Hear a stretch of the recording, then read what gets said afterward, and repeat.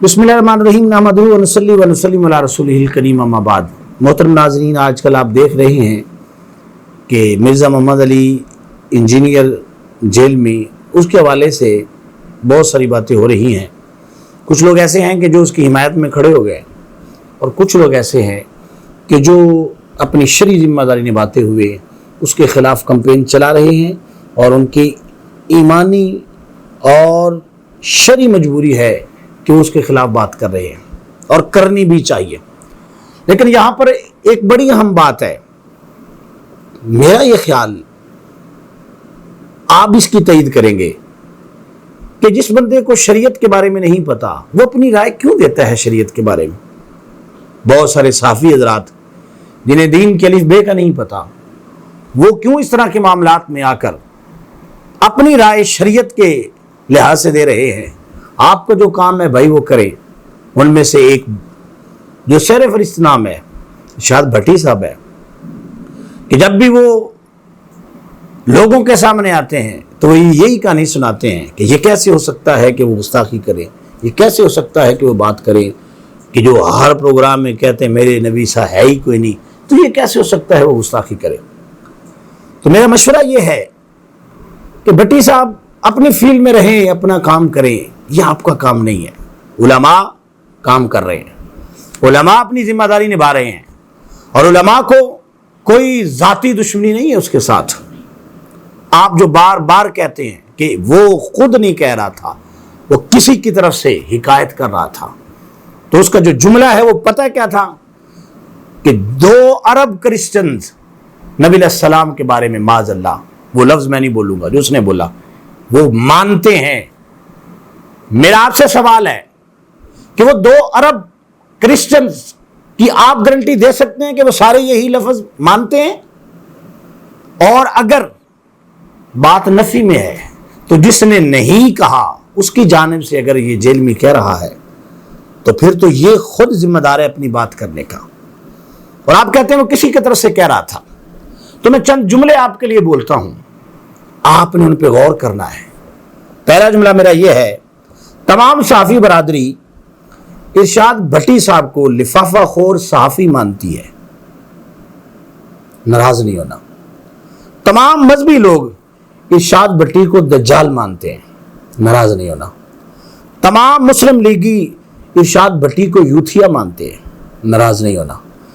तमाम लोगों का कहना है कि इरशाद भट्टी हर प्रोग्राम से पहले रेट तय करता है कि जिसने अपने हक में बयान दिलवाना है वो मुझे पैसे दे तो मैं उसके हक में बयान दूंगा, नाराज नहीं होना।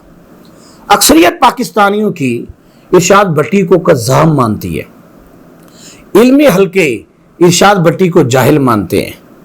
मुक़्तदर उलमा का कहना है कि इरशाद भट्टी मजहबी मामलात में पंगे लेता है, नाराज नहीं होना। दीनी हलकों का कहना है कि इरशाद भट्टी तमाशबीन है, मजहब में टांग अड़ा के व्यूज़ इकट्ठे करने की कोशिश करता है, नाराज नहीं होना। तमाम लोग कहते हैं कि इरशाद भट्टी हर जगह पे टांग अड़ाने की कोशिश करता है और हर जगह पे टांग अड़ाता है। ये बातें क्या आपके दिल को तकलीफ नहीं देती? अब तस्दीक करना बात की बात है, तस्दीक करेंगे, कोई कहता है कोई नहीं कहता, ये बात अलग है। लेकिन जो उसने लफ्ज़ बोले हैं उसने 2 अरब क्रिश्चियंस की तरफ से बोले हैं और फिर माज़अल्लाह उसने जो उसके दिफा में इंजील में से लफ्ज़ बोले।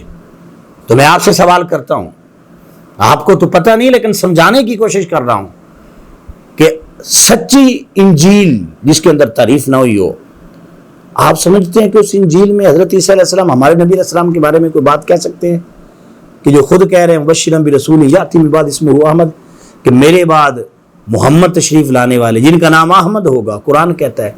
तो उसने जो दलील के तौर पर बात कही वो भी गलत है।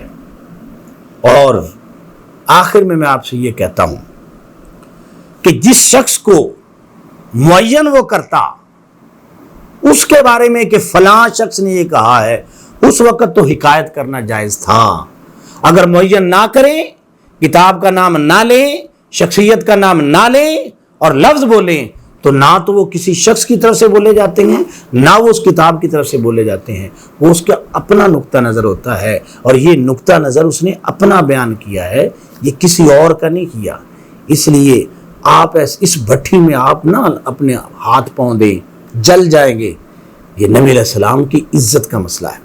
اور دوسری بات، میں نے ایک ویڈیو دیکھی ہے، وہ آپ بھی ذرا کلپ سن لیں۔ ہم نے سیدھے ہم انویسٹیگیٹنگ افسر کے کمرے میں گئے، دروازہ کھولا تو سامنے مرزا ملعون کذاب جو کہ گستاخی رسول کا مرتکب ملزم ہے، اس کو انہوں نے ڈپٹی ڈائریکٹر کے کمرے میں اے سی وہاں پہ لگا ہوا ہے، اس کی چیئر پہ بیٹھ کے کمپیوٹر استعمال کرتے ہوئے ہم نے دیکھا۔ جو ہی ہم نے اس کو دیکھا اور اس نے ہمیں دیکھا، اس نے فوراً اٹھ کے دروازہ بند کر دیا۔